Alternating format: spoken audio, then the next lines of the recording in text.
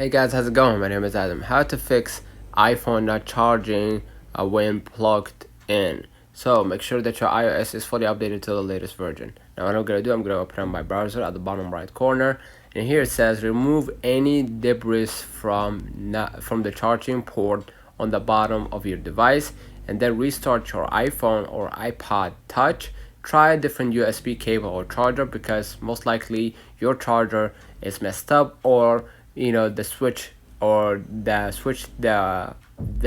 that you try to link in to charge your phone in order to charge your phone might be messed up.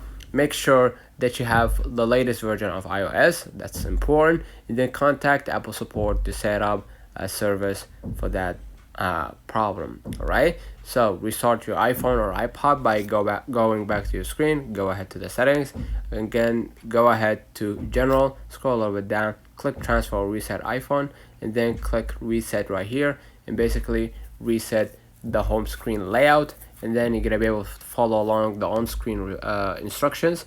Basically you're gonna be able to fix that problem. Let me know in the comments if this video helped you. Don't forget to like and subscribe. Thank you for watching.